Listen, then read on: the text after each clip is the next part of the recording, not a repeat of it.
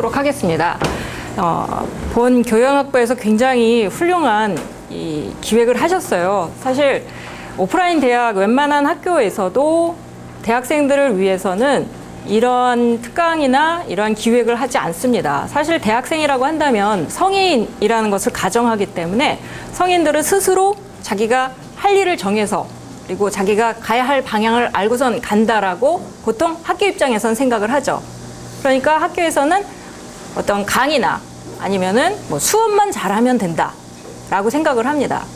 하지만 대학 생활을 처음 시작할 땐 상황도 바뀌고 환경도 바뀌고 그리고 내가 해야 되는 것이 무엇인가에 대해서 모호해지면서 사실 굉장히 첫 학기에 많은 갈등이 생기고 그리고 학교를 이거 계속 다녀야 될까 고민도 많이 하게 되죠.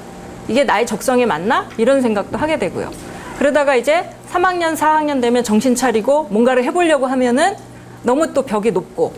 자, 그래서 보통 대학교 입학하고 나서 얼마 되지 않았을 때 시점에 이렇게 혼돈의 시점에 있을 때 보통 이런 성공적인 대학 생활을 위한 어떤 자기 개발이라든가 역량 개발이라든가 아니면 성공적인 대학 생활에 필요한 다양한 기술들이나 능력들을 배양하는 이러한 강의를 제공해 주는 것이 사실은 대학생들 입장에서 굉장히 큰 도움이 됩니다. 하지만 이제 온라인 대학교도 마찬가지고 오프라인 대학교도 그렇고 사실 이런 기획을 하는 경우가 흔한 경우는 아닙니다. 그리고 대체로 제가 알기로는 서울대학교 교수학습개발센터 같은 경우에는 첫 학기와 두 번째 학기에 방학을 이용해서 글쓰기 강좌는 합니다.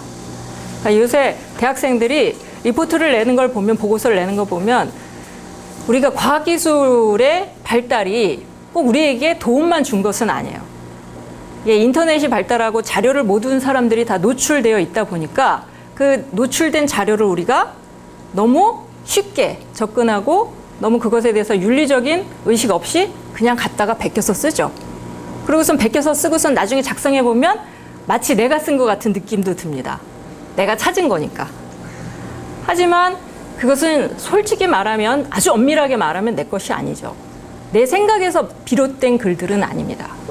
그러니까 글쓰기라는 것은 정말 열심히 고민하고 그리고 내가 어떤 자료를 검색해보고 탐색해보고 그러한 과정들이 녹아나는 결과물이 바로 글쓰기죠.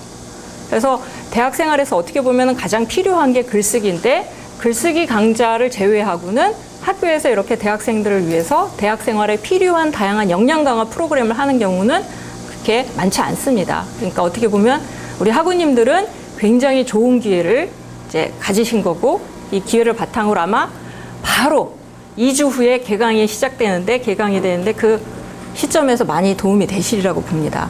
자, 오늘 제가 첫 강의를 시작하는 건 자기주도 학습입니다.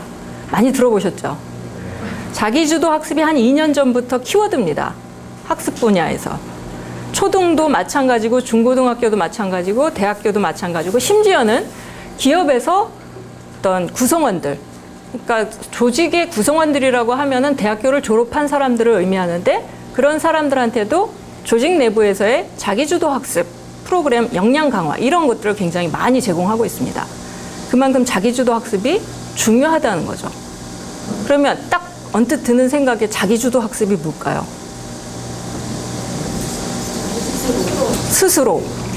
스스로 뭘 하는 걸까요? 말 그대로 스스로 학습 그렇죠? 근데 스스로 학습을 하는 것은 다 하시잖아요. 그렇죠? 시험 기간 되면은 공부하시고요. 그리고 숙제 내야 될 거 내시고요. 급하게 내거나 아니면은 늦어갖고 부랴부랴 교수님께 연락을 드려서 하루 정도 늦어진 다음에 제출하실 수도 있고 그렇죠? 자, 드디어 나옵니다. 이제 집중하실 수 있을 거예요. 너무 감사하지 않으세요?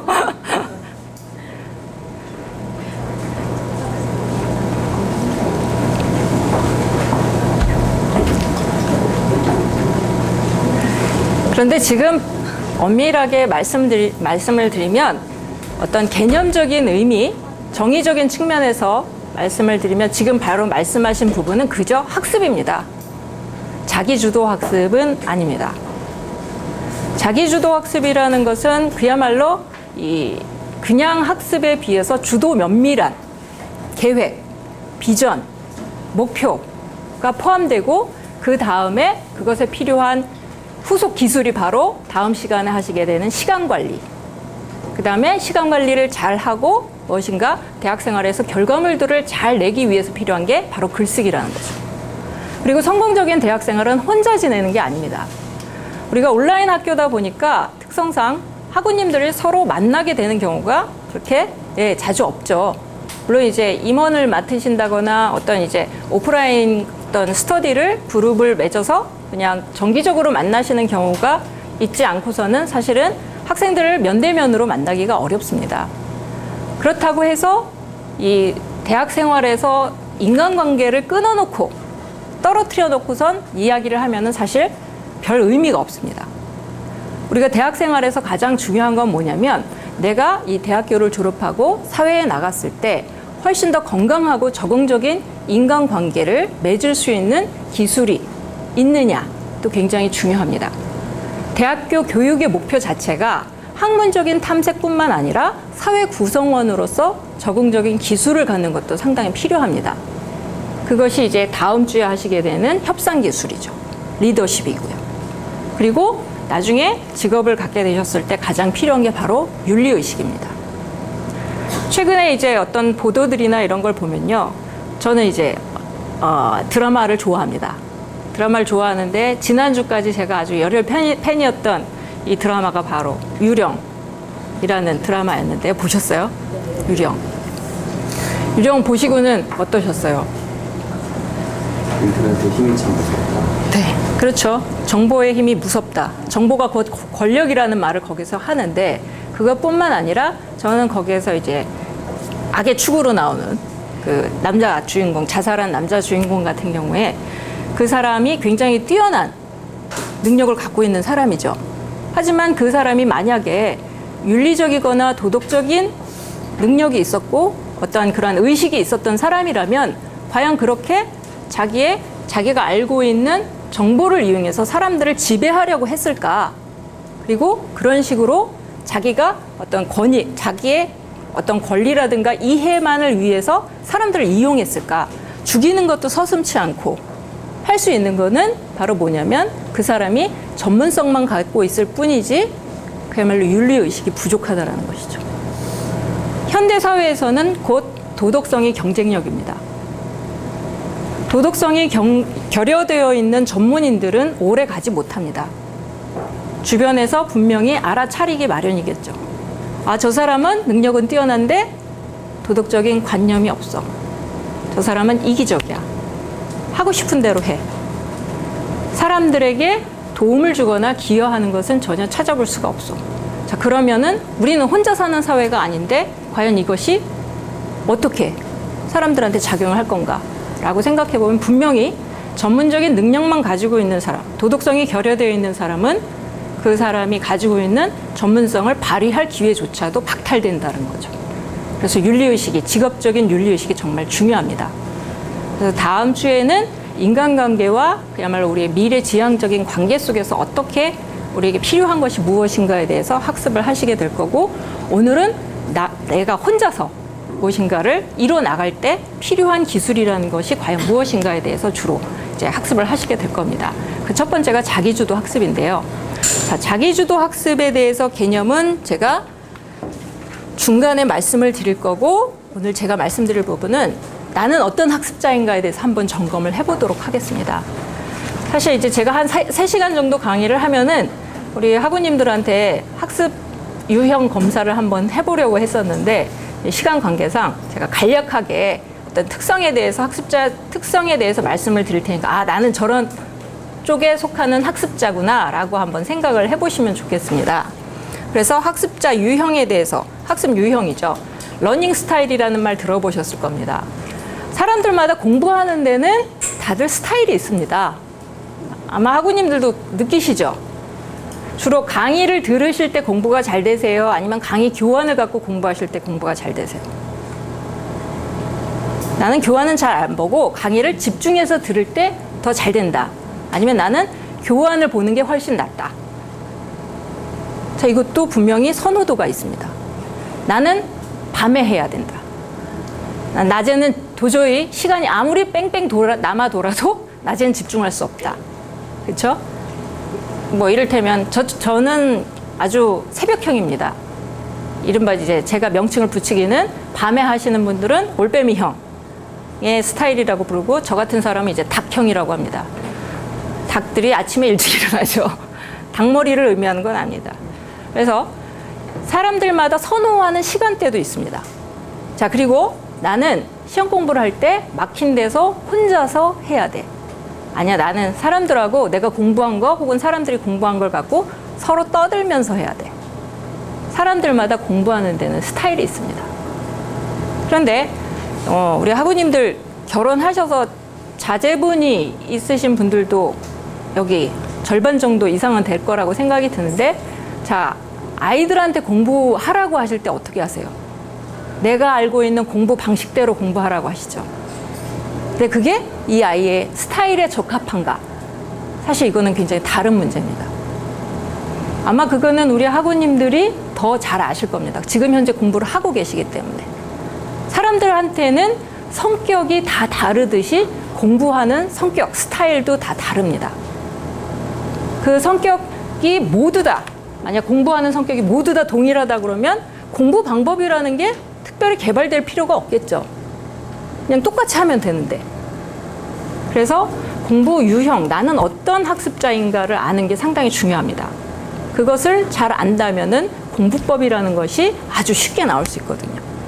그리고 자기주도 학습, 내가 어떤 학습자인가를 알았다고 한다면 그 다음에 중요한 게 바로 무엇이냐면 내 스타일에 맞게 내가 스스로 자기주도 학습을 할 수 있도록 하는 게 바로 이제 그 다음 단계입니다. 그래서 자기주도 학습이라는 게 왜 중요한지에 대해서 좀 말씀을 드릴 거고, 그다음에 자기주도 학습 실천 방법을 좀 소개를 하도록 하겠습니다. 자, 그러면 나는 어떤 학습자인가? 학습 스타일을 한번 점검해 보겠습니다. 혹시 우리 학우님들 중에 성격 유형 검사, 이른바 이제 MBTI라고 부르는 성격 유형 검사가 있는데 혹시 MBTI 검사 받아보신 분 계신가요? 네. 어떤 유형이셨어요? 기억나세요? 기억이 안 나세요? 별로 그렇게 인상적이지 않은 유형이셨나 봐요. 맞지 않는다고 생각하셨어요? 네, 좀 안 맞는 것 같아요. 안 맞는 것 같으셨어요? 근데 성격 유형 검사 같은 경우에는 단 1회만으로는 사실은 딱 파악하기 어렵고요. 그리고 이게 우리가 그때 이 검사를 받을 당시에 컨디션에 따라서 상당히 영향을 받거든요.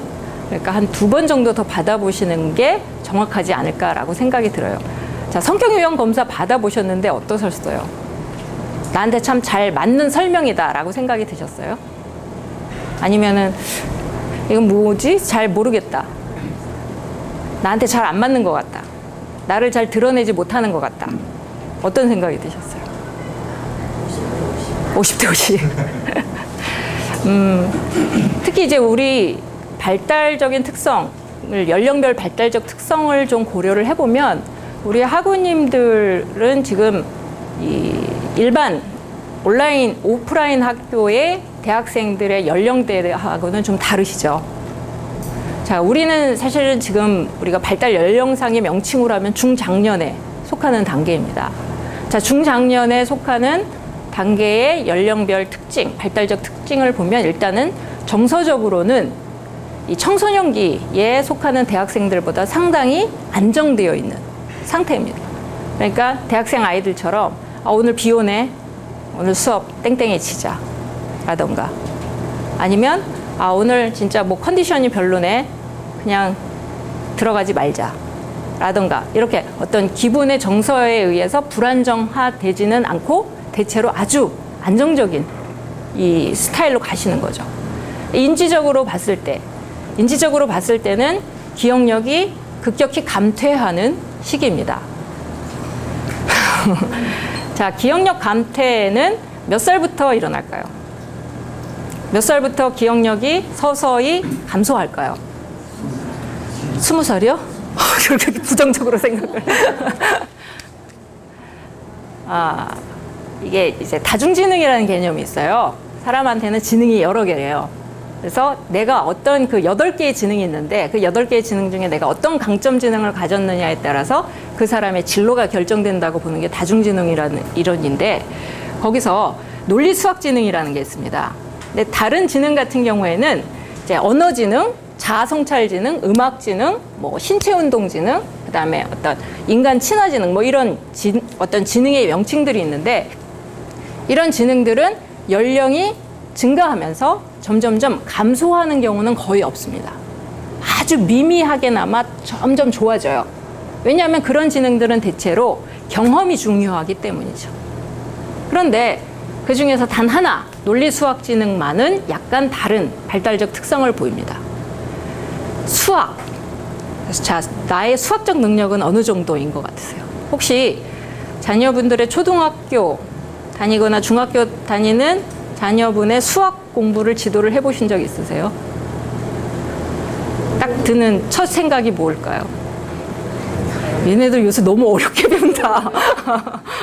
어떻게 이런 거를 배우지? 뭐 이런 생각이 들 수도 있는데, 자, 그런 생각이 또 드는 게 왜 그러냐면, 물론 이제 요새 교과 과정이 좀 어려워지기도 했지만, 일단 우리의 논리수학적인 능력이 10대 후반부터 급격하게 급속도로 떨어지기 시작합니다. 대체로 이제 파스칼이라든지 이렇게 아주 유명한 수학 이론가들이 내놓는 수학 이론들, 대표적인 수학 이론들이 대체로 나온 연령대를, 발표한 연령대를 보면 16세에서 19세 사이입니다. 그러니까 수학의 천재라고 하는 사람들이 가장 높은 발현을 보이는 게 10대 후반입니다. 10대 후반부터는 급격히 이런 천재들도 떨어지기 시작합니다. 그런데 하물며 우리처럼 일반인의 경우에는 더욱더 빠른 속도로 떨어지겠죠. 그래서 사실은 논리수학지능이 우리 연령대에서는 그렇게 높은 편은 아니라고 볼 수 있습니다. 그거하고 맞물려서 기억력도 마찬가지죠. 기억력도 상당히 현저하게 떨어지고 있습니다. 그런데 재미있는 거는 우리의 능력이라든지 우리 뇌의 영역에서 볼 때 하나가 부족해지기 시작하면 하나가 보완을 해줍니다. 자, 기억력이 감퇴하기 시작하면서 우리에게 증가하는 능력이 바로 뭐냐면 통찰 능력입니다. 기억력이 감소한다고 해서 이게 슬퍼할 일이 아니라 그것을 보완해서 우리는 문제를 보면 이거 10분 전에 봤는데 라고 할 수 있지만 나중에 다 공부를 끝내고 났을 때 지난주에 이런 거를 반대되는 이야기를 들었고 지금 이번에는 이런 이야기를 들었으니까 이거를 좀 합하면은 어떤 이론이 되지 않을까? 자, 이러한 통찰적인 사고를 통합적인 사고를 할 수 있게 된다는 거죠. 그러니까 지금 가장 통합적인 사고를 꽃피우시고 있는 나이라고 볼 수도 있습니다. 또 희망적인 얘기는 우리 세상을 좀 편하게 해주는 어떤 대가들, 위인들 있죠. 뭐 스티븐 잡스도 마찬가지고, 그다음에 빌 게이츠도 마찬가지고, 어떤 우리가 알고 있는 위대한 사람이라고 하는 사람들, 또는 이제 뭐 언어적인 부분이라든지 어떤 그 사람들의 영역별로 가장 뛰어난 대가라고 하는 사람들이 가장 탁월한 이론을 내놓은 창의성이 가장 돋보이는 연령이 바로 우리 연령입니다. 창의성의 가장 높은 발달을 보이는 게 우리는 많은 사람들이 오해하는 게 아이들이 어릴 때 창의성을 높여줘야 된다고 생각을 해요. 근데 그건 굉장히 큰 오해입니다. 창의성이 가장 높은 발현을 보이는 연령이 40대 후반입니다. 그 전까지는 뭘 해야 되느냐면 많은 거를 흡수해야죠. 우리가 창의성이 없는 데서, 아무것도 없는 데서 창의적인 게 나오는 게 아니라 굉장히 많은 것을 알고 난 다음에 그 중에서 새로운 조합을 뽑아내는 게 창의성입니다. 그래서 창의성을 잘 발현시키기 위해서는 어떻게 보면 지금은 굉장히 많은 학습을 하셔야 하는 시기라는 거죠. 자, 이 능력이 지금 중장년기에 발달하기 시작을 합니다. 자, 제가 이제 이런 얘기들을 쭉 했는데, 자, 사람들마다 이러한 것들을 다 포함을 해서 젊을 때하고 지금 우리 연령대하고는 러닝 스타일, 학습 스타일이 다를 수 있어요. 그래서 내가 옛날에 이렇게 공부했는데 지금은 어떤 사람일까를 한번 점검해보는 시간을 갖도록 하겠습니다. 자, 러닝 스타일을 뽑는 이제 우리가 구별하는 축이 있는데요. 첫 번째 유형은 바로 선호하는 지각 형태입니다. 어느 쪽이실까요? 감성적인 스타일이실까요? 직관적인 스타일이실까요? 자, 개념을 좀 설명을 드릴게요. 감성적인 스타일이라는 건 바로 뭐냐면 감각적인 스타일이라는 거예요. 그래서 이런 분들은 강의를 들으실 때 어떤 추상적인 이론이라든가 아니면 어떤 개념들을 들으시면 그러면은 그걸 말할 수 있는, 설명할 수 있는 대표적인 예가 뭐지? 를 떠올리시는 분이라면 감성적인 스타일이십니다. 그에 반면에 나는 막 이렇게 막 지저분하게 막 구체적인 사례 이런 거 찾는 것보다 나는 딱 이론을 들으면 그 이론을 탁 개념적인 걸 탁 내 머릿속에 넣는 게 좋다. 라고 하시는 분들은 직관형이신 분들이세요. 어떤 쪽인 것 같으세요? 근데 이 직관형의 분들은 딱 이론을 팔짱을 끼고 스타일이 보면 팔짱을 끼고서 이렇게 강의를 들으세요. 그래서 이론을 이렇게 받아들이시는 거죠. 근데 이런 분들의 특징이 뭐냐면 반복하는 걸 싫어합니다. 그에 비해 감성적인 분들은 구체적인 예를 찾고 그것을 내 머릿속에 담아야 하기 때문에 반복을 좋아하고 예를 많이 찾으면 찾을수록 좋아합니다. 어느 쪽이세요? 자, 정보를 받아들이는 방식입니다.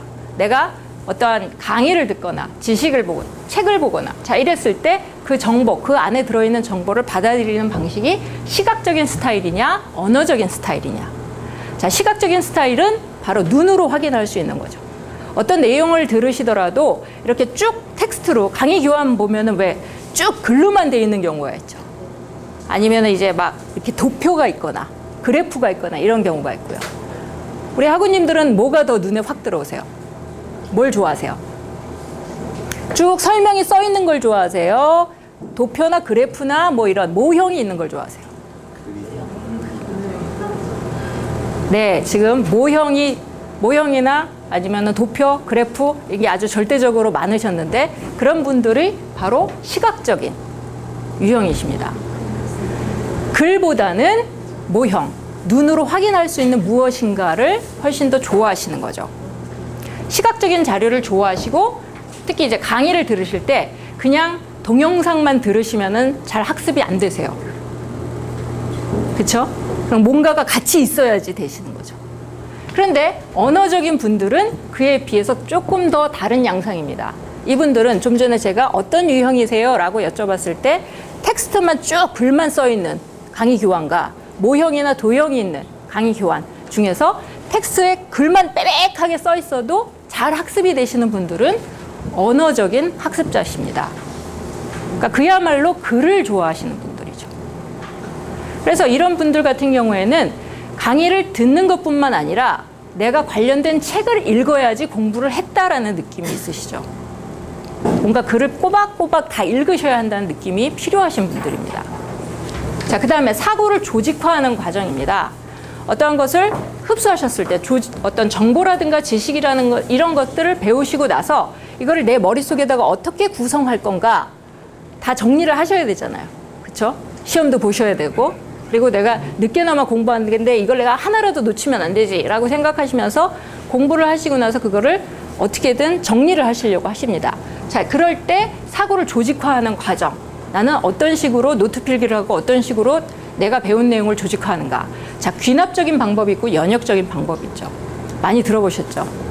이거는 우리가 중고등학교 때도 아주 죽도록 연습했던 거 아닙니까? 귀납적, 연역적. 자, 귀납적인 거는 뭐에서부터 출발할까요?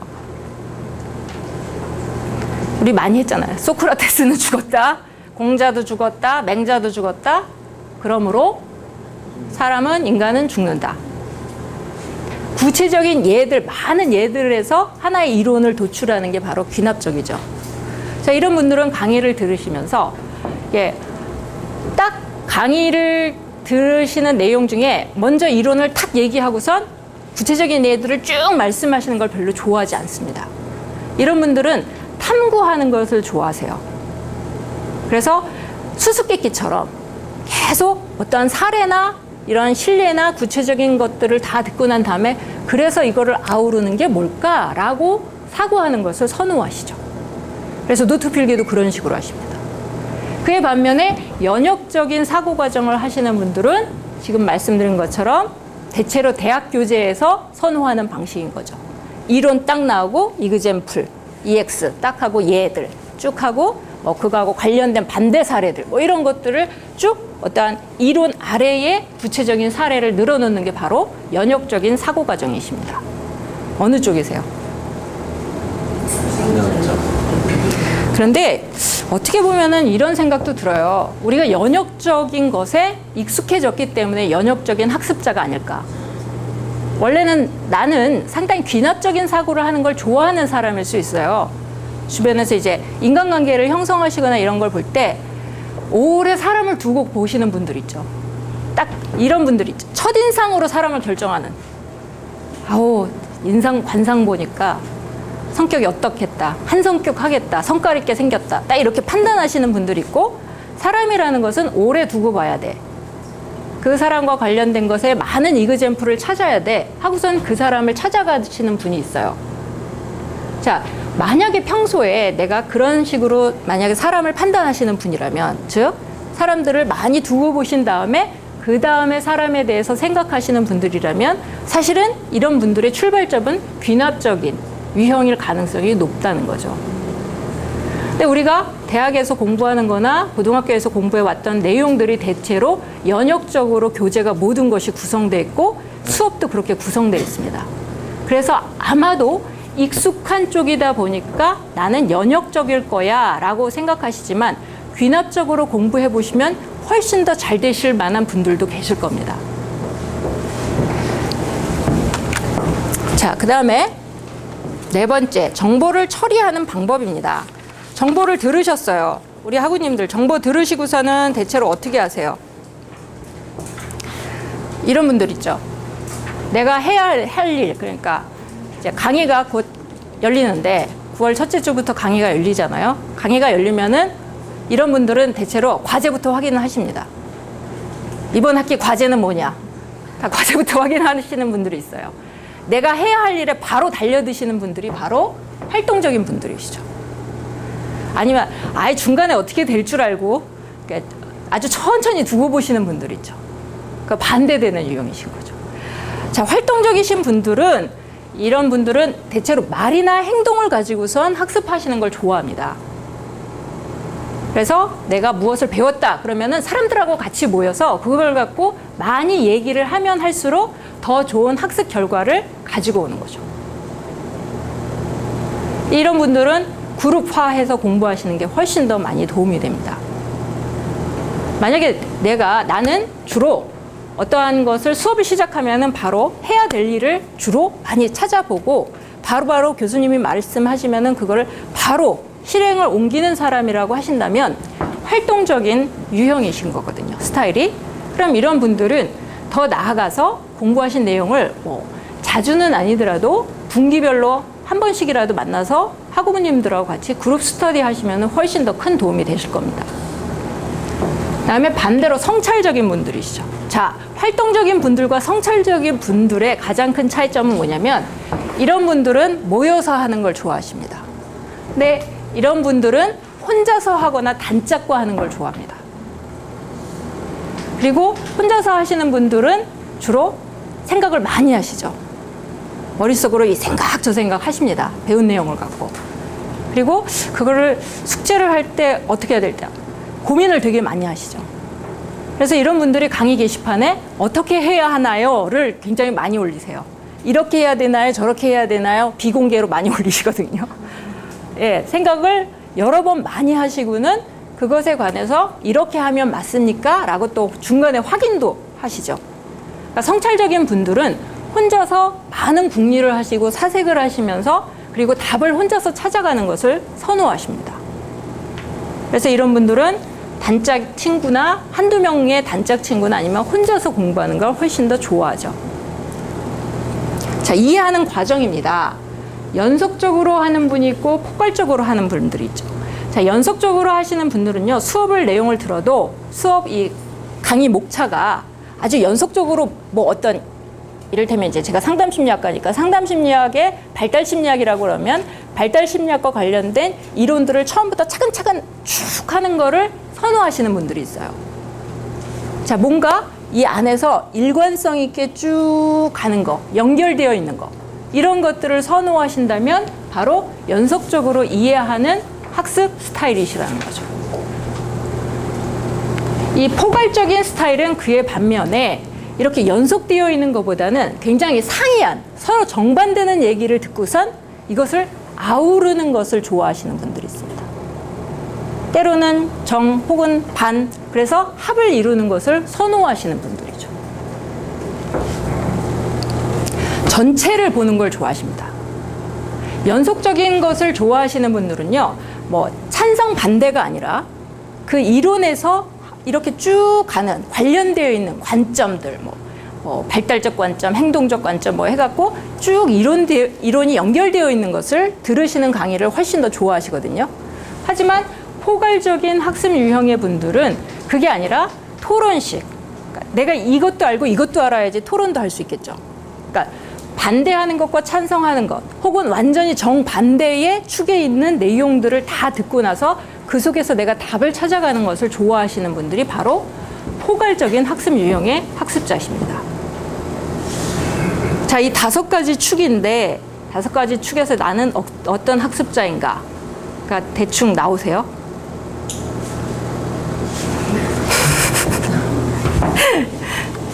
자, 그러면 우리 이 결과를 보고, 사실은 제가 시간이 좀 있으면은 학습 스타일 검사가 있어요. 학습 스타일 검사가 있어서 그 검사를 해보고 바로 채점해보고 나는 어떤 유형인가를 한번 보려고 했는데, 지금 쭉 내용을 들으셨을 때요, 일단은 선호하는 지각 형태가 감성적이신 분들은 적극적인 학습자일 가능성이 높습니다.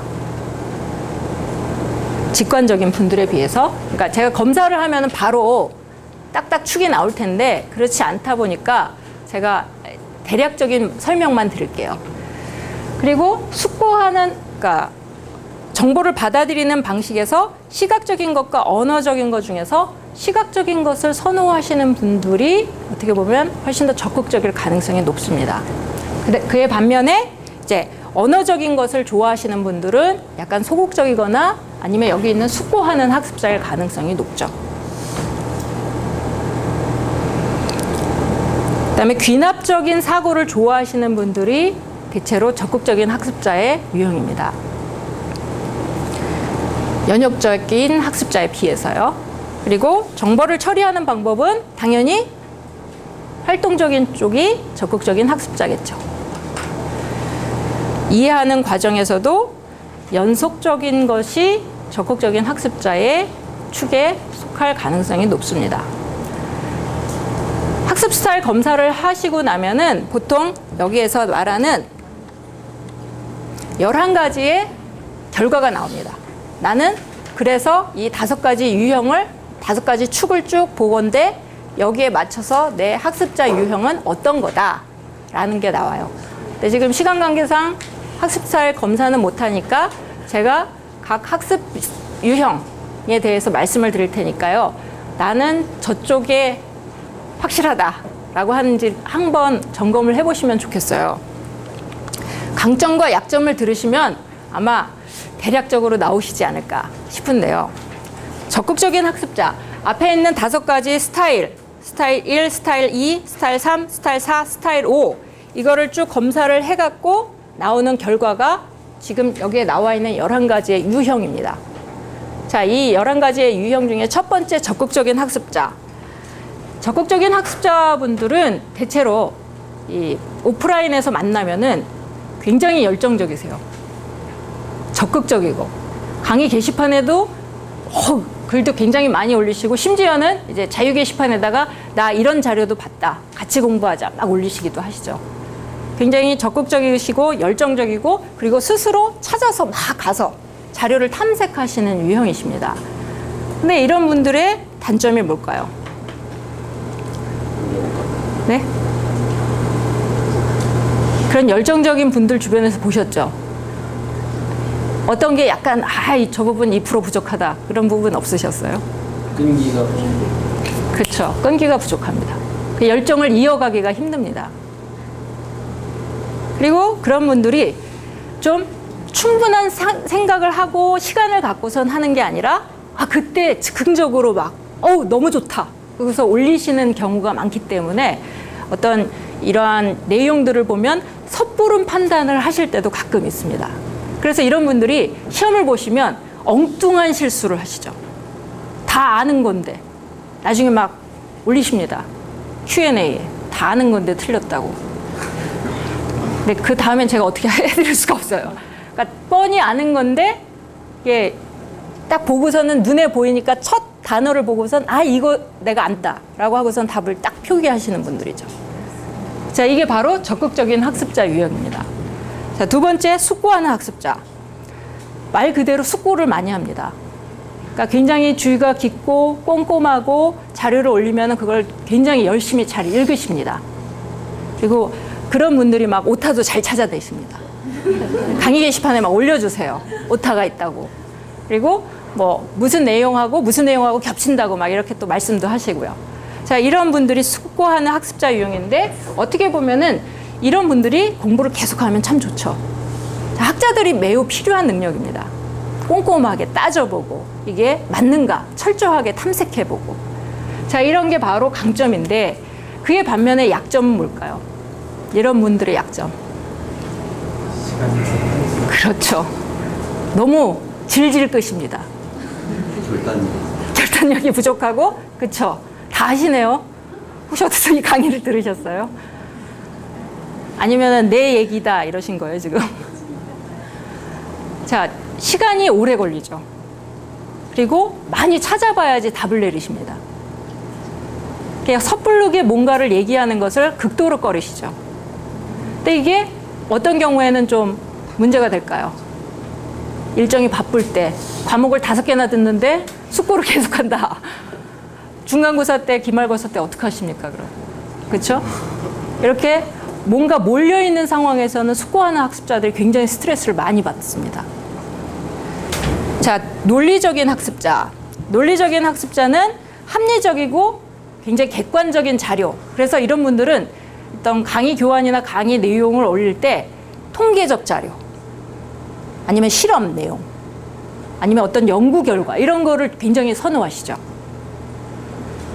그리고 질문을 많이 하십니다. 탐색형이기도 하기 때문에 논리적인 학습자는 자기가 가지고 있는 어떤 질문, 이 강의 내용과 관련된 질문들에 대해서 굉장히 생각을 많이 하시죠.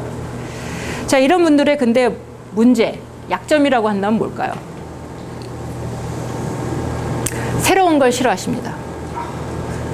기존에 나와 있는 것들을 학습하는 것은 상당히 좋아하시는데 새로운 걸 시도하시고 새로운 관점이라든지 새로운 무엇인가를 변화시키는 것을 별로 선호하시지 않죠. 그래서 주관적으로 뭔가를 판단해야 된다. 그래서 이런 분들 과제가 나의 생각을 펼치시오 라던가 어떤 보고서가 뭐를 요약하고 이런 거 말고 내 생각을 쓰시오. 이제 제가 했던 교육학 개론 같은 경우에 제가 교육의 의미를 자기가 생각하는 교육의 의미에 대해서 기술하시오 이런 거 과제 드리면 막 못 견뎌 하시는 분들이 몇 명 계십니다. 그냥 내 생각을 펼치는 것 자체가 너무 어려우신 거죠. 차라리 교육의 의미에 대해서 찾아봐라 라고 하면은 훨씬 좋지만 교육의 의미에 대해서 내가 생각하고 있는 거를 이렇게 쭉 펼치는 것을 굉장히 힘들어 하시는 거죠. 자, 실용적인 학습자입니다. 말 그대로 실용적인 거, 금방 써먹을 수 있는 거, 적용할 수 있는 거, 이런 것들을 좋아하는 학습자죠. 현실적입니다. 그리고 시간 낭비하는 거 굉장히 싫어합니다. 그에 반면에 이런 학습자들이 가지고 있는 단점은 뭘까요?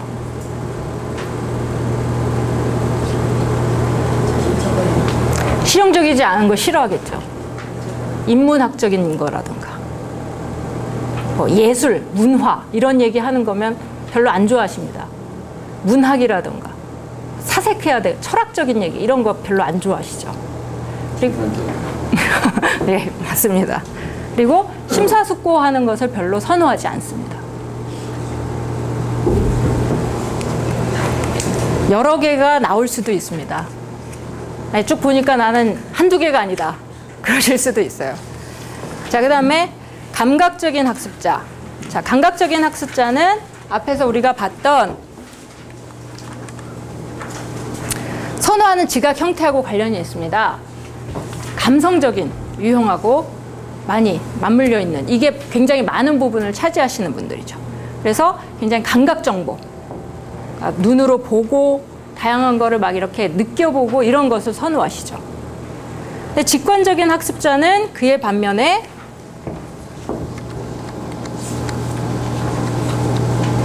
직관적인 학습자는 생각을 많이 하고 그 다음에 내가 그 이론에 대해서 충분히 받아들이는 것을 선호하시죠.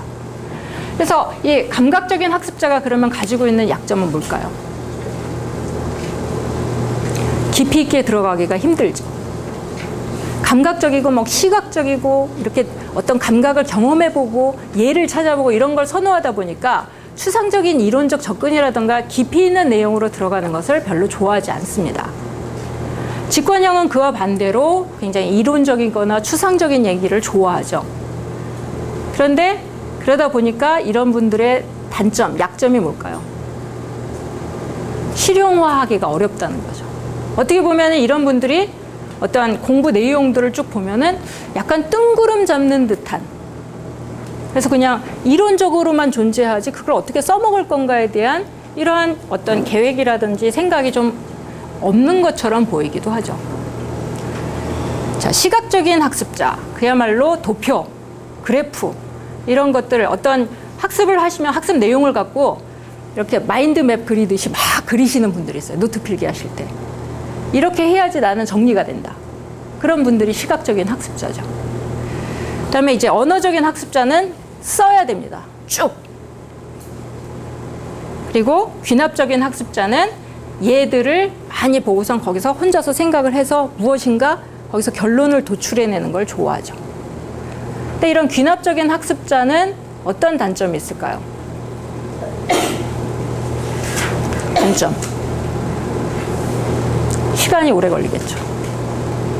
시간이 오래 걸립니다. 자, 연역적인 학습자는 우리가 알고 있는 기존의 대학 방식, 대학 교육의 방식대로 공부하시는 분들이죠. 그래서 이론 쭉 얘기하고 그 구체적인 예, 이렇게 쭉 찾는 거, 이런 것들을 선호하시는 분들이죠. 근데 이런 분들은 자기 탐색적인 부분이 좀 약하십니다. 모험적인 생각을 별로 좋아하시지 않죠. 자, 총체적인 학습자는 아까 말씀드린 것처럼 찬성, 반대, 그거를 다 아울러서 어떤 무엇인가를 이런 거를 생각해내는 거를 좋아하시죠. 그러니까 통합적인 사고를 하시는 분들입니다. 근데 이런 분들도 문제는 뭐냐면 시간이 오래 걸린다는 거죠. 자, 이게 바로 러닝 스타일이십니다. 근데 앞에서 주로 보셨던 네 가지, 적극적인 학습자, 숙고하는 학습자, 논리적인 학습자, 실용적인 학습자, 이게 주요 축입니다. 나머지 5번에서부터 11번까지의 내용은 약간 이제 부록처럼 처리가 되는 내용입니다. 자, 어떠세요? 나는 주로 앞에 있는 주요 네 가지, 1번부터 4번까지 학습자 중에 어떤 유형이다라는 게 대충 그려지세요? 안 그려지세요? 자, 그러면 내가 어떤 학습자다라는 걸 아셨어요. 그러면 그것을 사용해서 성공적인 대학 생활을 잘 하기 위해서 내가 어떠한 공부 방법, 공부법을 선택할 것이냐. 사실 제가 모든 학습자 유형별로 공부법을 소개시켜 드릴 수는 없습니다. 중요한 건 뭐냐면 내가 이런 사람이라는 걸 알았으면은 나한테 맞는 공부법을 찾아가시는 거죠. 자, 그게 바로 자기주도 학습의 출발입니다. 자기주도 학습에 대해서 아까 우리 학우님들한테 제가 자기주도 학습이 뭡니까? 라고 했더니 스스로 공부하는 거라고 말씀하셨어요. 근데 스스로 공부하기에 앞서서 가장 필요한 첫 단추가 바로 뭐냐면 나를 아는 겁니다. 우리가 상담이라는 걸 할 때도요, 맨 처음에 할 때는 뭐부터 하냐면 심리검사부터 보통 합니다. 그걸 저희가 이제 어세스먼트, 사정이라고 이야기를 하는데 이 사람은 어떤 사람인가를 먼저 파악해야만 그 사람한테 맞는 상담을 할 수 있겠죠. 근데 자기주도 학습도 마찬가지입니다. 내가 스스로 내 공부를 잘 할 수 있으려면 내가 어떤 사람인가에 대해서 먼저 정확하게 아는 것이 첫 출발입니다. 그래서 지금 학습 스타일을 봤던 겁니다. 자, 나는 적극적인 학습자, 혹은 나는 실용적인 학습자. 자, 이런 거를 아셨다면 그 다음에 나한테 맞는 공부법이라는 게 과연 무엇인가를 찾아보고, 그리고 그러한 공부법을 실용하는 데 있어서 더 큰 목표는 뭐냐? 내가 무엇을 이루고 싶으냐? 내 비전은 뭐냐? 내가 도달하고 싶은 목표는 과연 뭐냐를 먼저 탐색하시는 거죠. 1단계 지금 말씀드린 것처럼 나 알기, 2번째 내 목표 설정하기. 자기주도 학습은 사실 이 두 개가 답니다. 그 다음에 필요한 거는 공부법 알기, 그 다음에 그거에 필요한 시간 관리 방법. 이 이후에 하시게 되는 내용인 거죠. 자기주도 학습에 대해서 그러면 지금부터 말씀드리겠습니다. 자, 조벽 선생님이라고 계세요. 조벽 선생님이 미국에서 대학 교수를 하시고 정년 퇴임을 하신 분인데, 미시간 대학이라고 상당히 유명한 아이비리그 대학인데, 미시간 대학에서 자랑스럽게도 한국인인데도 불구하고 미시간 이 주 전체에서도 최고의 명 교수로 여러 번 상을 받으신 분입니다. 근데 이분이 지금 한국에 들어오셔서 이제 학생들한테 필요한 공부법 같은 것에 관련해서 이제 책을 쓰시고 교수법 강의를 하고 다니시거든요. 근데 이분이 쓰신 책에서 보면 이분이 이제 대학생들을 오랜 시간 동안 지켜보면서 대학생들이 왜 저렇게 공부에 열의를 못 느끼고 공부를 싫어하고 아니면 굉장히 어떤 학습에 있어서 부진해 보이고 동기가 없어 보일까에 대해서 분석을 하신 겁니다. 근데 이런 분들이, 이분이 말씀하시기에 학습 동기를 학생들이, 대학생들이 느끼지 못하는 원인에 대해서 얘기할 때 첫 번째가 할 수 없이 오게 된 대학. 이거는 이제 우리 오프라인 학교를 다니는 학생들이 성적 맞춰서 가는 경우죠. 어떻게 보면 우리 학우님들하고는 약간 다른 얘기입니다. 우리 학우님들은 이후에 내가 필요해서 선택하신 거지만, 이 청소년 후기에 속한 청년 초기에 있는 우리 오프라인 학교를 다니는 대학생들한테는 사실 공부를 하기가 어렵게 만드는 가장 심리적인 큰 요인 중에 하나가 바로 이 어쩔 수 없이 하게 된 것입니다. 자, 두 번째, 마음에 없는 학문. 이거는 내가 과를 잘못 선택했다는 거죠. 내가 정말 하고 싶은 건 이쪽이었는데 내가 다른 과에 왔다. 그다음에 적성에 맞지 않는 공부. 우리 학우님들은 그런 고민 없으세요? 이 공부가 내 적성에 맞나? 저는 이제 가끔 우리 학우님들한테 이메일을 받거든요. 이제 고민, 진로나 적성과 관련해서 저한테 이메일을 보내시거든요. 이게 1학년 때는 못 모르고 그냥 사람들하고 가끔 어울리고 이런 온라인 상에서 오고 가는 것이 재밌어서 다녔었는데 2학년 되니까 나한테 이게 너무 버겁게 느껴진다. 이게 나한테 맞는 건지 모르겠다. 이 공부를 계속 해야 될지 모르겠다. 또는 나는 생각보다 굉장히 소극적이고 내성적인 사람인데 이 상담이라는 학문을 계속 해야 될지 모르겠다. 이게 나한테 맞는지 잘 모르겠다. 자, 이런 고민들을 많이 하십니다. 사실 이런 고민이 내 머릿속에 꽉 차게 되면은 공부는 절대로 안 되겠죠. 이런 적성과 관련된 거. 그다음에 부족한 기초 실력. 이거는 이제 말도 할 것도 없죠. 기초 실력이 부족하면은 대체로 대학 수업을 듣기가 어렵죠. 고등학교 때랑은 굉장히 다른 게 바로 이 네 번째와 관련된 것이죠. 기초 실력이 부족하면 사실은 강의 내용을 들어도 이게 무의미 철자입니다. 무슨 말인지 잘 이해가 안 되죠. 이게 계속 한국말은 한국말인데 왜 나랑 같은 언어를 사용하는 사람인데 나는 저 말을 못 알아듣고 있지, 이런 생각을 하게 되죠. 그러니까 이 기초 실력이라는 것도 상당히 필요하고 중요합니다. 그다음에 잘못된 학습 습관. 자, 가장 이 학습 동기를 떨어뜨리는 가장 나쁜 공부 습관 중에 하나가 뭐냐면 미루는 겁니다. 미루는 거. 이번 주 말고 다음 주에 한꺼번에, 혹은 기말고사 전에 한꺼번에 다 하면 된다. 그래서 이제 출석하고 진도만 이렇게 대충 해놓고는 한꺼번에 해야지. 한꺼번에 절대로 사람이 못하게 되어 있습니다. 여러 번 철퇴를 맞으셨죠? 한꺼번에 하려고 하셨다가. 한꺼번에는 사실 굉장히 어려운 일입니다. 굉장히 공부를 많이 하고 우등생들의 가장 큰 첫 번째 특징이 바로 뭐냐면 미루기를 절대로 안 한다는 거예요. 내가 그날 해야 되는 거를 따박따박 맞춰서 한다는 거죠. 그런데 대학생들이 대체로 그렇죠. 특히 이제 청소년 후기에 청년 초기에 있는 학생들은 고등학교 때 억압된 생활에서 이제 풀려 나와서 대학 생활이 뭔가 내 자유가 막 넘치다 보니까 이게 한꺼번에 하면 되지라는 생각이 되게 많거든요. 내가 혼자서 하면 되지. 근데 대체로 그렇게 안 되죠. 그러니까 이 잘못된 학습 습관이 어떻게 보면은 공부로부터 멀어지게 됩니다.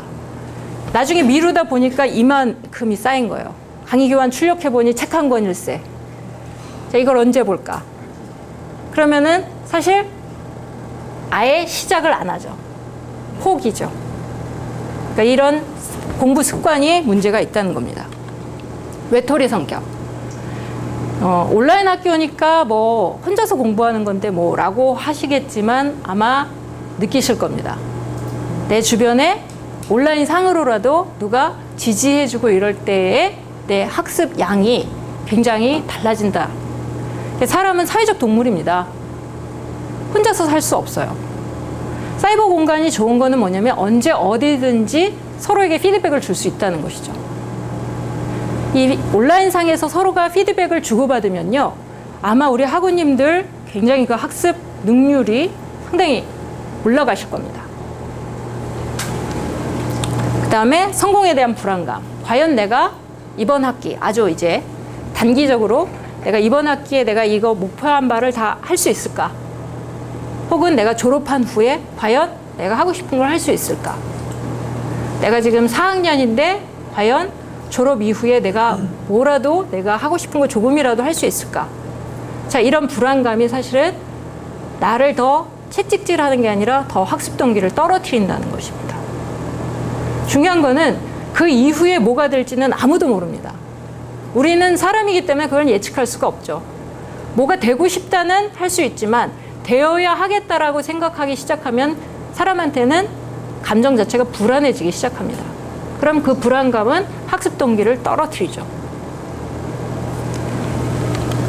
자, 그 다음에 결과주의적 졸업 목적, 즉 졸업장이 목적인 경우.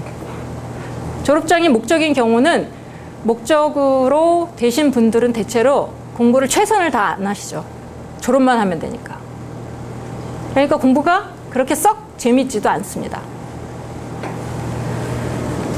자, 그 다음에 기타 개인 사정도 있을 수 있겠죠.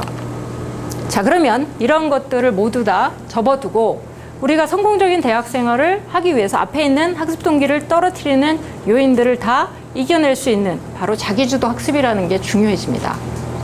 자, 이 장면 보자마자 숨이 턱 막혀 이러시면은 시각적인 학습자십니다. 제가 도표를 많이 보여드리는 걸 좋아하신다면, 예, 시각적인 학습자이시고 이거를 그러니까 언어적인 학습자신 거죠. 이런 거를 좋아하신다면 언어적인 학습자신 거고요. 자, 자기주도 학습 능력이라는 건 바로 무엇이냐? 내가 다른 사람들한테 도움을 받는지 안 받는지는 관계가 없습니다. 이런 분들은 자기가 스스로 학습의 필요성, 내가 왜 공부하는지를 분명히 알고 시작하신 분들이기 때문에 다른 사람들의 평가나 평판, 다른 사람들의 비판 이런 것에 의해서 좌지우지 되지 않습니다.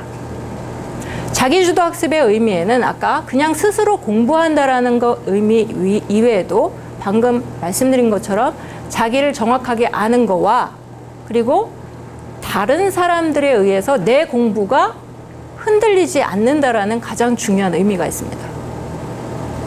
자, 중고등학교, 초등학교부터 중고등학교까지의 학생들한테 자기주도 학습에 반대를 하는 경우에는 반대의 학습을 하는 학습자는 어떤 학습을 하는 걸까요?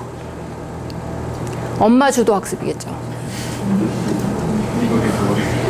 심지어는 요새는 대학생들도 엄마 주도 학습입니다. 아마 우리 학우님들은 설마 하시겠지만 저는 여러 가지 현상을 많이 묵도하고 있기 때문에 많이 봐요. 제가 이제 제 모교에서도 강의를 지난 학기까지 강의를 이제 지도 교수님 때문에 하게 됐었는데 대학교 4학년이에요. 4학년. 대학교 4학년 아이들이고 얘네들이 나이로 하면 이제 군대 갔다 온 이런 아이들이 25, 26이고 아니면 이제 정상적인 과정이라면 22, 23이죠. 근데 이 22, 23 있는 아이들이 중간고사, 기말고사 때 와서 제 앞에서 질질 웁니다. 공부 어떻게 해야 되냐고. 시험 범위, 기출문제 달라고. 대학생이 기출문제가 어딨냐고. 이렇게 막 야단을 치죠. 그러면은 엄마가 전화하십니다. 좀 도와주시라고. 그럼 제가 이제 조용히 전화를 끊지만 걔는 저한테 이제 좀 찍히게 되죠. 그러니까 요새 아이들이 청소년기가 정말 길어졌습니다. 아마 사회적인 현상이고 양육 방식에 의한 영향이기도 하겠지만 아이들이 그야말로 아주 어릴 때부터 자기 주도 학습이 아니라 타인에 의한 주도 학습을 했기 때문에 이 아이들이 스스로 공부를 해야 하는 대학교에 와서도 엄마의 도움을 받아야만 공부를 하거나 학원을 다녀야 됩니다. 심지어 대학생들이 학원 다녀요. 특히 이제 공대 같은 경우에는 이산수학 이런 거를 해야 되니까 이 아이들이 학원 다니는 애들이 있고 대학생들을 위한 학원도 있습니다. 그리고 더 신기한 거는, 더 재미있는 거는 제가 아주 허허 했던 게 바로 뭐냐면, 고시촌 근처에 가보면 그 법대 관련된 학원들이 되게 많잖아요. 근데 그 앞에 가면은 한 10시경 되면요. 10시면은 교통이 막힐 시간이 아니죠. 그런데 교통체증이 일어납니다. 고시촌 근처가. 고시촌 학원 근처가. 그래서 보면 예전에 중고등학교 때 엄마 아버지가 아이들 학원 들여다보고 집에 데려가기 위해서 승용차 대기하고 기다리고 있는 것처럼 그 대학생 아이들이 학원에서 끝나고 나오는 걸 엄마들이 기다리고 계신 거예요. 밤 10시에. 집에 데리고 가시든지 독서실을 들여보내시든지 하겠죠. 그야말로 아이들이 타인 주도 학습에 너무 이제도 완전히 익숙해진 거죠. 타인 주도 학습에 학습된 겁니다. 자, 그러면 이 아이들은 나중에 진로 선택할 때도 엄마한테 물어봐야 돼요. 엄마가 하라는 겁니다. 그러면 언젠가 내 발달의 생애 과정에서 위기가 오겠죠. 내가 이게 정말 제대로 산 건가? 그리고 나중에 보니까 내가 정말 하고 싶은 건 이게 아니었던 것 같은데, 사람이 발달 과업을 그 연령대에 맞는 발달 과업을 하지 않으면 언젠가 위기가 오게 되어 있습니다. 자, 그래서 자기주도 학습이라는 것은 내 앞에 생애, 앞으로 펼쳐진 생애에 어떤 영향을 미치는지가 나타나는 것이기 때문에 굉장히 중요하다는 것이죠. 단순히 스스로 알아서 계획 세우고 공부하는 게 아닙니다. 내가 정말 무엇을 좋아하는지, 내가 어떤 사람인지, 그리고 이걸 통해서 내가 뭘 이루고 싶은지, 자, 이런 것을 다 설정된 다음에 그에 관해서 그 다음에 순차적으로 계획을 세우는 게 자기주도 학습이지, 자기주도 학습이라는 것은 타인의 도움이나 타인의 어떤 의지, 이것과 영향을 받지 않는 것을 아주 중요한 개념으로 삼고 있습니다. 그래서 이러한 자기주도 학습을 가지고 있는 사람들 같은 경우에 내 학습 목표를 알죠. 이번 학기, 혹은 내 미래, 혹은 내 이 대학 생활에서 내가 이루고자 하는, 도달하고자 하는 목표라는 것을 분명하게 가지고 있는 것입니다. 그리고 이러한 도달 과정 중에 분명히 좌절이나 실패를 겪겠죠. 좌절이나 실패를 겪어도 타인에 의해서 주도되는 경우에는 어떻게 될까요? 좌절을 겪게 된다거나 실패를 한다. 이번 학기에 엄마가 시키는 대로 했는데 낙제를 받았다. 그렇죠. 타인에 대한 원망이 생기고 자기 생에 대한, 자기 학습에 대한 책임감이 전혀 없죠. 그러면 이런 사람들은 이후에 스스로 공부하는 행동들은 보이지 않게 됩니다. 그리고 좌절이나 실패에 대해서도 쉽게 털고 일어나지를 못하죠. 좌절이나 실패 이후에도 타인이 도와줘야지 그 좌절에서 벗어나게 됩니다. 그리고 자기의 동기를 조절할 줄 아는 사람, 즉 내가 이걸 하고 싶다. 근데 지금 당장 이 시험 공부가 하기 싫다. 그래도 내 목표를 위해서 나를 달래는 거죠. 어떤 유혹에 대해서 저항하는 힘을 갖게 되는 겁니다. 그리고 자기주도 학습 능력이 뛰어난 사람들의 특징 중에 하나가 바로 뭐냐면, 타인의, 우리가 자기주도 학습이니까 자기가 다 알아서 스스로 해야 된다고 생각하잖아요. 근데 자기주도 학습의 진짜 면밀한 의미는 바로 뭐냐면, 내가 필요하다고 하면 타인의 도움을 구하는 겁니다. 스스로 알아서 다 하는 학습자는 사실 없습니다. 내가 지금 뭘 배우고자 해서 공부를 하는 건데 어떻게 다 알겠어요? 그러니까 자기주도 학습자는 나한테 필요한 것이 무엇인지를 알고 그 필요한 것을 적절한 사람에게 요청하는 것, 그리고 그러한 물적 자원을 활용할 줄 아는 것. 내가 만약에 학원을 다녀야 된다 그러면 학원을 가고, 내가 지금 어떤 이거 말고 다른 보충 수업을 더 인터넷 강의를 더 들어야 된다 그러면 그걸 찾아가고, 더 필요한 책을 찾아보고, 자, 이런 것들이 바로 자기주도 학습을 갖고 있는 사람들의 특징입니다. 그냥 스스로 알아서 공부하는 것은 그냥 학습자죠. 그래서 능동적, 주도적 힘. 그래서 이거를 다른 말로 심리학적인 용어로 의지, will이라고 합니다. 의지. 자기주도 학습이 중요합니다.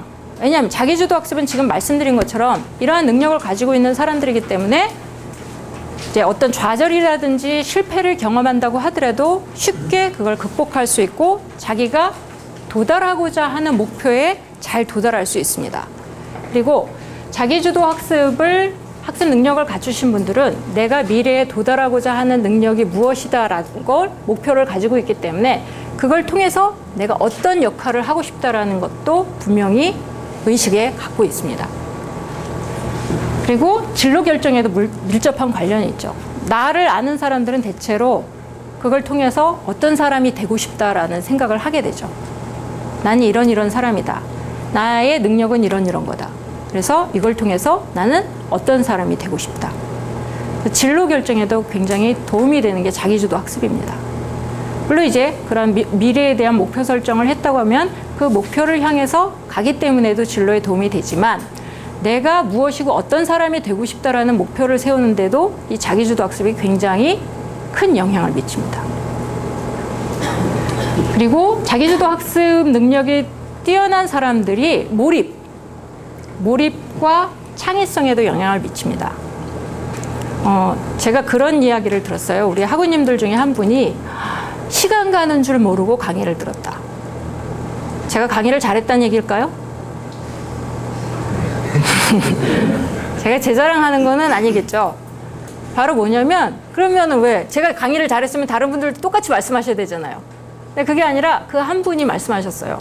정말 시간 가는 줄 모르고 내가 밥을 먹어야 된다는 것도 잊어버리고 강의를 들었다. 그게 바로 몰입입니다. 몰입이라는 것은 내가 지금 현재 어떤 상태인지 무엇을 하고 있는지조차 잊어버리고 있는 상태에서 무엇인가 집중하는 게 몰입이죠.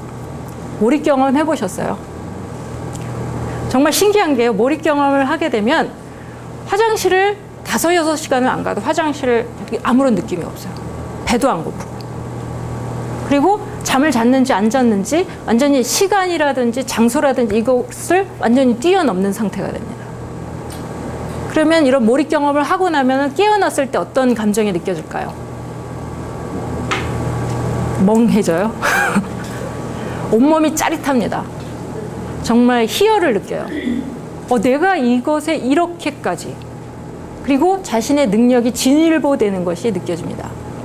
근데 자기주도 학습은 자기가 미리 스스로 알고선 계획을 세워서 내가 해야지라고 동기를 가지고 하는 것이기 때문에 이런 분들이 몰입 경험을 하기가 굉장히 쉽습니다.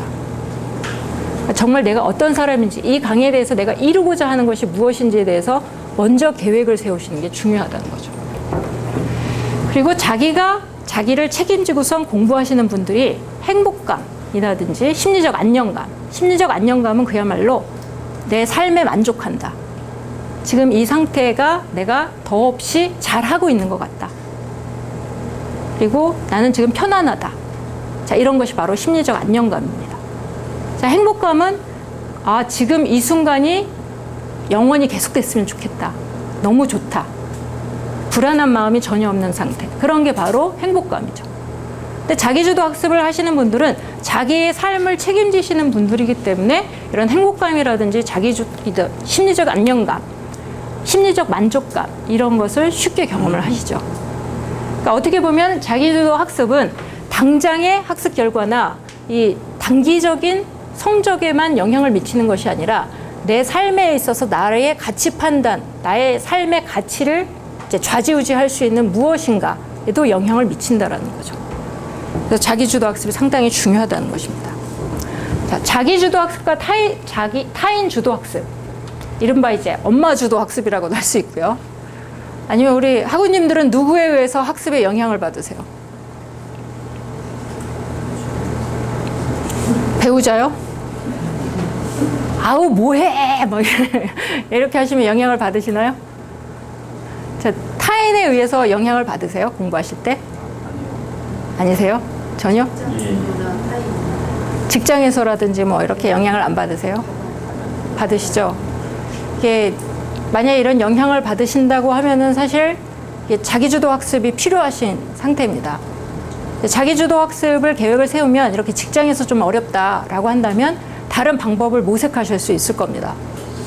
자, 타인주도 학습하고 자기주도 학습 비교해 보겠습니다. 타인주도 학습 같은 경우에는 학습 진행이 상당히 의존적입니다. 이 말은 뭐냐면 이게 교사나 강사가 끌고 가는 대로 끌려간다는 거죠. 이런 분들은 사실은 그냥 강의를 들었다는 것에 만족하시는 거죠. 근데 이제 자기주도 학습을 가지신 분들은 이런 것과 독립적입니다. 그 배운 것을 찾아보고 아니면 미리 공부해보고 아니면 이것과 관련된 것과 뭐 유사한 참고 문헌을 찾아본다거나 아니면 어디에 적용해본다거나 아니면 사람들하고 논의해본다거나 자, 이런 분들이 바로 독립적인 거죠. 자, 그리고 타인주도 학습은 타인이 주는 가치가 중요합니다. 사람들의 인정. 쟤 저기에서 A뿔 받았어. 사람들의 평판. 사람들이 잘했는지 못했는지를 판별하고 사람들이 판단하는 것이 굉장히 중요하게 생각하는 거죠. 근데 이제 자기주도 학습 같은 경우에는 내가 생각하는 의도된 가치. 이를테면 내가 도달하고자 목표한 것에 했는가? 내가 이번 학기에 이것을 통해서 무엇을 하고자 했는데 그것을 성취했는가? 자, 이런 가치가 훨씬 더 중요하다는 거죠. 그냥 학점, 장학금, 물론 중요합니다. 중요한데 그것에 의해서 공부하는 게 아니라 내가 생각한 목표나 내가 생각한 가치에 따라서 하느냐가 중요하다는 거죠. 그리고 메타인지가 제한적이다. 이건 뭐냐면 내가 지금 학습을 따라가느냐. 이제 메타인지라는 개념이 뭐냐면요. 메타라는 말이 붙으면 약간 이런 개념입니다. 이게 아마 영화 같은 데서 드라마 같은 데서 보셨을 거예요. 사람이 유체 이탈이 되잖아요.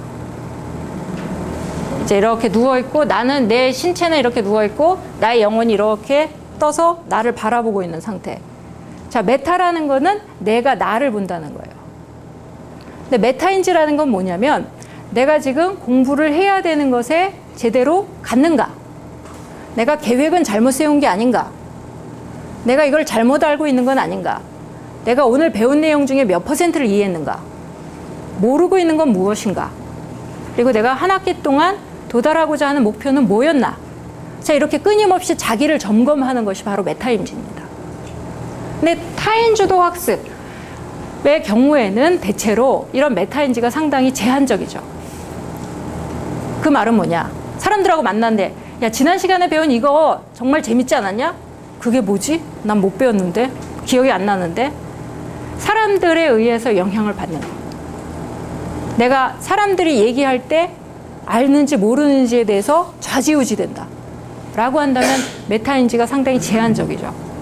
하지만 메타인지가 광범위하다라고 그러면 내가 공부를 끝냈을 때 혹은 공부를 시작하기 전에도 나의 상태에 대해서 끊임없이 점검이 이루어지고 있는 것이 메타인지가 광범위한 상태입니다. 제가 이 EBS 다큐 프라임을 찍으면서 만났던 아이들이 5명의 이 아이비리그를 간 아이들이 있었는데 이 아이들의 공통점이 바로 이 메타인지였어요. 가정 환경도 다 제각각이고 출신 학교도 다 제각각이고 그리고 아이들의 공부 스타일도 다 제각각인데 이 아이들의 공통점이 바로 메타인지였습니다. 그러니까 항상 공부를 시작하고 끝맺음을 하면서 혹은 저녁에 잠자기 전에 항상 자기 공부에 대한 이 메타인지가 이루어지고 있었어요. 그러니까 이런 경우에는 나에 대해서 스스로 점검하는 것뿐만 아니라 내 학습을 통해서 내가 지금 이 아이들은 머릿속에 보이는 거예요. 그러니까 우리가 어떤 게임 같은 거, 온라인 게임 같은 거 하면은 게이지가 올라가잖아요. 쭉쭉쭉쭉쭉 올라가죠.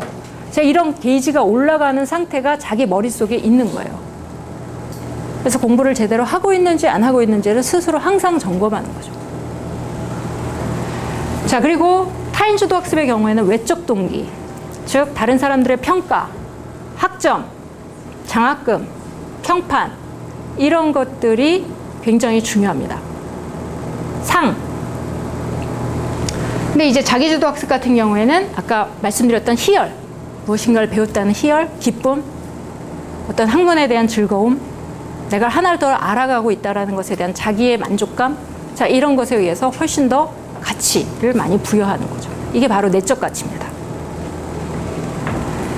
어릴 때는 이 아이들이 초등학교 때까지는 이 외적 동기에 의해서 많이 영향을 받을 수밖에 없어요. 오죽하면 우리가 유치원에 처음 들어가면 아이들이 맨 처음 받는 게 뭐겠어요? 스티커부터 받죠. 네, 칭찬 스티커, 칭찬 도장. 이게 외적 동기입니다, 다. 그게 뭐라고 그렇게 목숨을 걸겠어요. 그런데 이게 외적 동기에 의해서 계속 공부하는 아이들은 도달하는데 한계가 있다는 거예요. 그리고 초등학교가 지나고 중고등학교가 되면은 이제 더 이상 스티커에 연연하지 않습니다. 요새 아이들 보면 초등학교 3학년만 돼도 스티커 유치해야 합니다. 칭찬 도전 받으면 네 해주세요 뭐 이러지 그거에 목숨 걸지 않아요. 그러면 그 이후에는 아이가 어떤 동기를 가져야 될까요? 바로 학습을 유지시키는 게 바로 내적 동기입니다. 하나를 알아서 즐겁다. 이걸 알게 돼서 내가 이 문제를 풀 수 있는 게 너무 좋다. 이게 바로 내적 동기죠.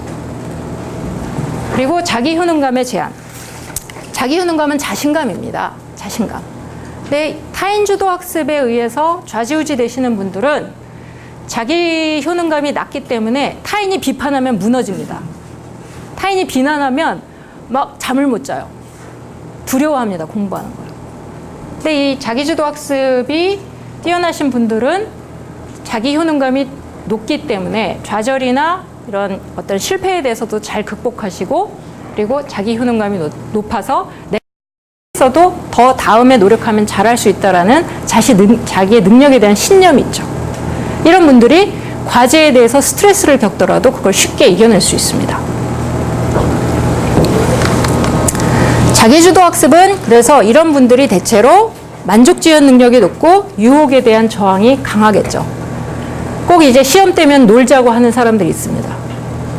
시험이 바로 내일 모레인데 오늘 술 한잔 하자.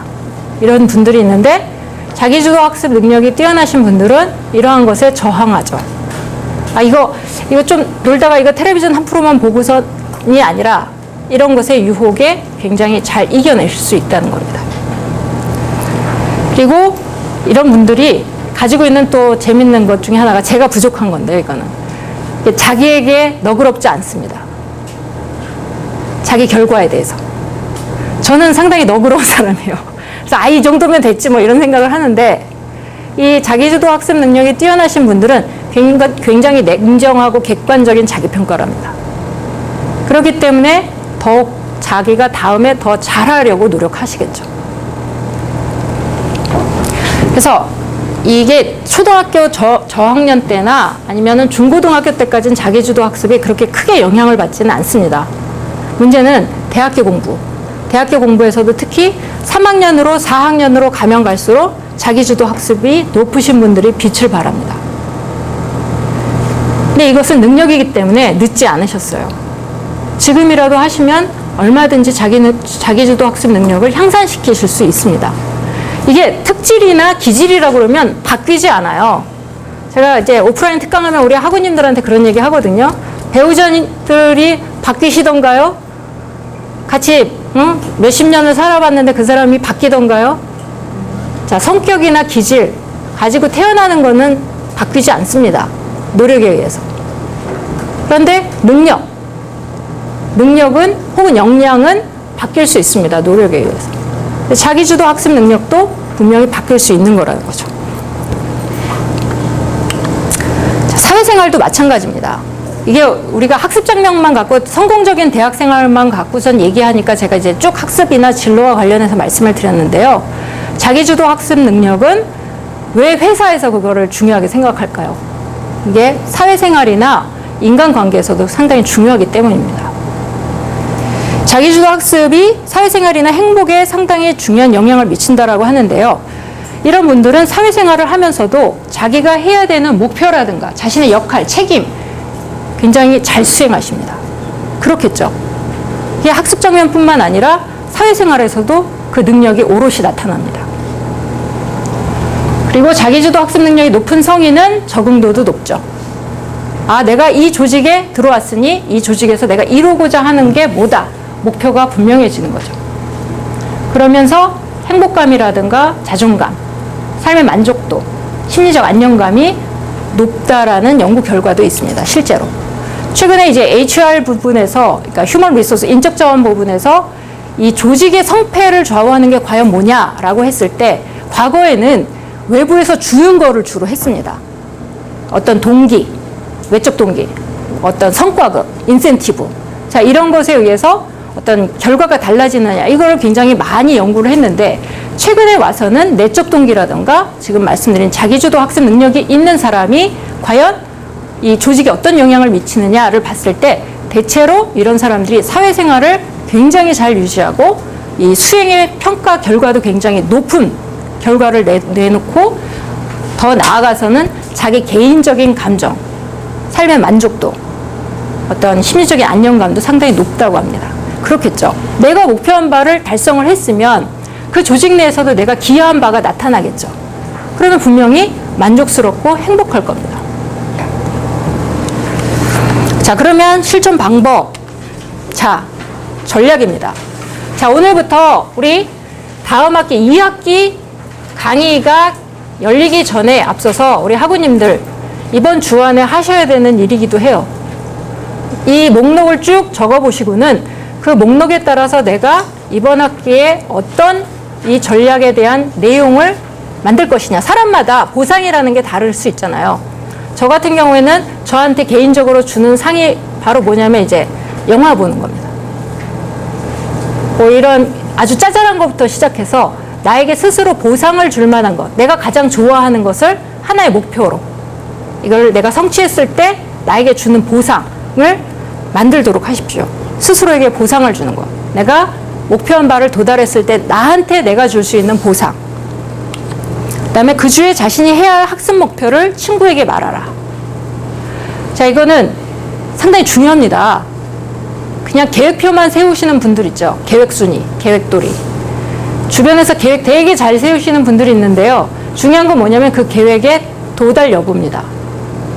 근데 그걸 도달할 수 있는 이게 내가 잘 안 된다라고 했을 때 가장 좋은 방법 중에 하나가 뭐냐면 주변에 소문내는 겁니다. 내가 이번 주에 뭐 해야 되는데 이거 꼭 해, 내가 할 거야. 하고 말 거야. 다이어트 하는 사람들도 그러잖아요. 내가 다이어트 시작했어 라고 하는 거를 선언하는 거죠. 자, 그러면 주변에서 방해는 처음에 하지만 나중엔 다 도와준다는 거예요. 주변에서도 너 이번 주에 이거 공부한다며 했어? 자, 이게 사실 별로 기분 좋은 말은 아니지만 못할 줄 알았어 이런 얘기 듣는 것보다는 네, 격려가 되고 자극이 된다는 거죠. 그다음 스터디 그룹을 만들어라. 사람들이 면대면으로 꼭 만날 필요 없습니다. 그러니까 우리 학교의 장점 중에 하나는 온라인 강의에 익숙하시고 온라인 소통에 익숙하시다는 거죠. 그러니까 카페 이런 거 블로그 만드는 거 어렵지 않잖아요. 그러니까 스터디 모임을 만드십시오. 이번 학기에 어떤 목표에 도달하고자 하는 사람들의 모임을 만드셔서 서로 그 내용들을 공유하시고 도달 여부를 서로에게 확인하시는 것도 하나의 방법입니다. 자신의 동기유발 요인을 파악해보는 것. 내가 어떤 생각을 할 때 공부하고 싶어지는가. 이를테면 나와 경쟁 모드에 있는 친구가 책을 읽었다는 얘기, 혹은 그 친구가 나보다 학점이 좋다는 얘기, 혹은 내가 어떤 책을 봤을 때, 아니면은 이제 저 같은 경우에는 가끔 다큐프라임을 보면서 자극을 받습니다. 저랑 이제 비슷한 공부를 했던 사람이라든지 아니면 세상에 사람들은 저런 연구들을 하고 있구나. 이런 걸 보면서 자극이 되거든요. 그러니까 나한테 자극이 될 만한 것, 내가 공부를 하고 싶게 만드는 자극이 뭔지를 한번 찾아보십시오. 그리고 졸업한 후에 꿈을 그려보라. 내가 세종사이버대학교를 4학년을 마치고 났을 때 졸업할 때 어떤 사람이 돼 있고 싶은가를 매우 구체적으로 그려보십시오. 그냥 나는 그냥 사회 봉사하는 사람이 됐으면 좋겠어. 이런 것은 굉장히 뜬구름 잡는 얘기입니다. 어떤 식으로 봉사하시겠습니까? 봉사도 굉장히 여러 방면으로 할 수 있어요. 굉장히 구체적으로 졸업한 후에 꿈을 그리고 책상에 격려가 되는 말들을 적어두라. 그러니까 나를 독려할 수 있는 말들. 저 같은 경우에는 이제 수첩을 딱 펼치면 이번 주에는 그런 말이 써 있습니다. 방학이 얼마 남지 않았다. 굉장히 자극이 되죠. 자, 공부하고 있는 과목에 흥미를 가져라. 재밌다고 스스로 자꾸 말씀하십시오. 내가 이번 학기 이 과목 정말 재밌다고 생각해. 내가 정말 듣고 싶었던 거야. 사람이 말을 자꾸 하다 보면 내 말을 내 귀가 듣습니다. 그러면 내 귀가 내 뇌를 자극합니다. 그럼 실제로 없었던 감정들이 생겨납니다. 말씀하십시오. 표현하세요. 재밌다고 표현하십시오. 그리고 규칙적으로 휴식하라. 이게 이 주변에 나쁜 습관 가지고 있는 분들이 보면 금요일 저녁 되면 아주 밤늦게까지 휴식을 충분히 취하시는 분들이 있어요. 휴식을 취하는 거면 우리가 보통 쉬는 거를 의미하는 게 아니라 스트레스 풀어야 해 라고 해서 뭐 술, 아침까지. 네, 아침까지 일찍 들어가시는 분들 있죠. 아니면 게임. 성인들도 온라인 게임이 굉장히 중독돼 있으신 분들 많잖아요. 자, 규칙적으로 휴식하는 건 내가 하루에 몇 시간 언제 무엇을 하면서 휴식하실 수 있는 것을 구체적으로 계획을 세우십시오. 내 머리가 오로지 휴식을 위해서 아무것도 안 한다. 뭐 이런 걱정. 아, 이번 주에 어디 행사 가야 되는데, 부장님이 뭐 하라고 했는데. 자, 이런 거 아무 생각도 하지 말고 그냥 나를 탁 놔버리는 휴식의 시간이 하루에 다만 30분이라도 꼭 필요하다는 거죠. 자, 그리고 학습 의욕이 높은 친구들과 사귀어라. 이런 분들 있을 겁니다. 학과 이 카페나 이 학과 홈페이지에 가보십시오. 그런 분들 있거든요. 정말 이분들은 의욕에 불타시는 분들이 있습니다. 이글이글. 그런 분들하고 친하게 지내십시오. 이게 옆에서요. 이게 사람이 감정이라는 게 굉장히 전염성이 강해요. 감정이 감기보다도 바이러스성이 훨씬 더 강합니다. 옆에서 계속 한숨 쉬는 사람들 있으면 같이 한숨 쉽니다. 제가 집에서 가끔 이제 급해갖고 택시를 타고 오는 경우가 있는데 이 기사님이 에휴 이러시면 저도 중간에 가끔 같이 한숨을 쉽니다. 또 차 안이 얼마나 좁은 공간이에요. 굉장히 감정이라는 게 전염성이 강해요. 그러니까 의욕도 마찬가지 감정입니다. 의욕이 강하신 분들은 옆에 있으면 그 감정이 전염이 됩니다. 그리고 우울하신 분들 옆에 있으면 분명히 우울해집니다. 왜 사람들이 유쾌한 사람들을 좋아하겠어요? 같이 있으면 기분 좋기 때문이죠. 그래서 의욕이 높은 사람들하고 사귀는 것. 그리고 실패로부터 배우는 것. 자, 실패로부터 우린 항상 뭐를 배울 수 있습니다. 내가 이번에 시간 관리 못했구나. 내가 이번에 교수님들한테 질문 안 해갖고 이번에 학점이 낮았구나. 항상 실패로부터는 작은 무엇인가의 배움이 있습니다. 그걸 찾아보십시오. 그 결과로 끝이 아니라. 그리고 스트레스를 극복할 수 있는 나만의 전략을 가지시는 거예요. 자, 스트레스에 대처하는 잘못된 대처법 6가지가 나와 있습니다. 여기 어디 속하세요? 요새 우유주사 유행이잖아요. 우유주사. 우유주사라고 있어요. 네, 마취제. 이게 약간 왜 대장 내시경이나 이런 거 할 때, 수면 내시경 할 때 사용하는 거예요. 수면, 이렇게 뭐죠? 완전히 잠을 자게 하는 게 아닌데, 이게 가수면 상태로 가게 해서 일어나면은 낮잠 잔 것 같은 그런 기분 느끼게 하는 게 프로포졸이거든요. 근데 그게 이제 우유 색깔이라 우유주사라고 하는 거예요. 근데 이제 젊은 아가씨들이 그걸 맞고 나면 잠을 충분히 잤으니까 막 피부가 뽀송뽀송 올라오거든요. 좋아지는 것 같고 기분도 좋아지고. 그래서 그거를 맞는데 사실 마이클 잭슨도 이걸로 죽었죠. 과다복용으로. 이게 굉장히 내성이 강한 겁니다. 근데 이게 스트레스를 받으면은 가끔 병원에 가서 이거 맞으시는 분들이 있어요. 맞고 나면 기분 좋거든요. 푹 잔 것 같고 이제 잊어버리게 된 것 같고. 근데 이런 것도 스트레스에 대한 잘못된 대처법이죠. 우리가 가장 많이 노출되는 게 첫 번째, 두 번째죠. 술이나 담배, 혹은 이게 스트레스 받으면 라면 같은 거 땡기잖아요. 아니면은 이제 못된 음식 이런 게 땡기죠. 순대, 떡볶이, 그렇죠? 아니면 이제 단 거. 자, 이런 게 별로 스트레스에 도움이 되는 게 아니라 더 스트레스를 가중시킨다는 거죠. 특히 신경전달 물질에 영향을 줍니다. 신경전달 물질이라는 건 우리의 기분을 좌우하거든요. 도파민, 노에프네프린, 세로토닌 이런 게 있는데 이런 것의 분비를 완전히 어그러뜨리는 게 인스턴트 식품입니다. 그래서 인스턴트 식품을 많이 먹는 사람들이 이 도파민 배출이 잘 안 돼 갖고 대체로 비만이 되죠. 먹어도 먹은 것 같지 않은 느낌이 드는 게 바로 이 인스턴트 식품의 결과인데 그 결과의 중간에 작용하는 게 바로 이 도파민에 영향을 주기 때문입니다. 그다음에 카페인. 커피 달고 사시는 분들. 네, 하루의 시작은 커피로 시작해서 커피로 마무리하리라. 근데 저도 이제 나이가 40대에 들어가니까 2시 이후부터는 커피를 마시면 잠이 안 와서 커피를 당분간 끊고 있는데 근데 카페인에 의해서 되게 영향들도 많이 받으시잖아요. 먹으면 약간 흥분되거든요. 이게 각성제이기 때문에 카페인을 먹으면 기분도 좋아지는 것 같고 약간 힘도 나는 것 같고 그렇습니다. 그런데 별로 그 이후엔 바로 뭐냐면 사람이 끌어 쓸 수 있는 에너지가 한정돼 있어요. 그런데 카페인으로 끌어 썼다 그러면은 내가 오늘 쓸 수 있는 것에 이만큼을 그냥 이 시점에서 뽑아 쓴 거지 저녁 되면 더 지친다는 거죠. 그러니까 카페인은 별로 스트레스 도움이 안 됩니다. 기타 약물, 자양강장제 이런 거 있죠. 이런 것도 사실은 스트레스를 왜 사람 기분 나쁘다 그러면 딱 바카스 한 잔 딱 주잖아요. 근데 이게 별로 그렇게 도움이 크게 되는 게 아닙니다. 이게 굉장히 이게 설탕을 대체하는 나쁜 식품이 첨가물로 들어가 있거든요. 그래서 기분이 좋게 되는 효과는 있고 힘이 불끈 나는 것 같지만 사실 그건 기분이고요. 실제로 에너지를 주지는 않습니다. 자, 그럼 스트레스 대처법. 학업 스트레스 대처법은 이 5가지가 있습니다. 이번 학기에 이 5가지를 매일매일 규칙적으로 하시는 걸 목표로 하면 좋으실 겁니다. 그러면 이게 자기주도 학습을 장기화시키는 데 큰 도움이 되십니다. 자기주도 학습이 중간에 포기가 되는 경우는 스트레스를 겪었을 때입니다.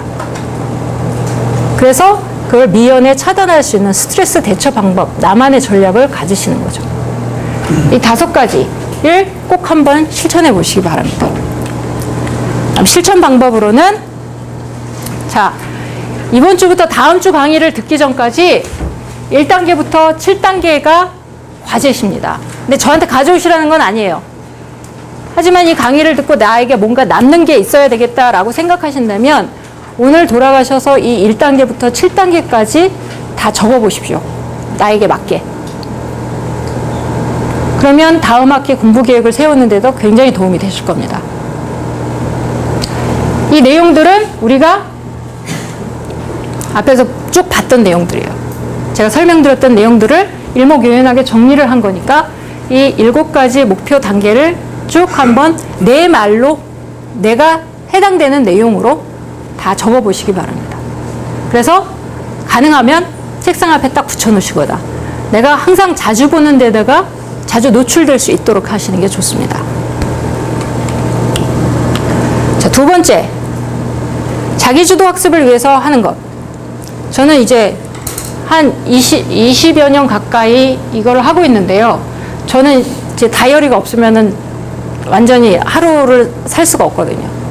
다이어리 안에다가 이 5가지를 보통 적어 놓습니다. 하루를 시작할 때 눈 뜨자마자 오늘 해야 될 일 글로 적어보기.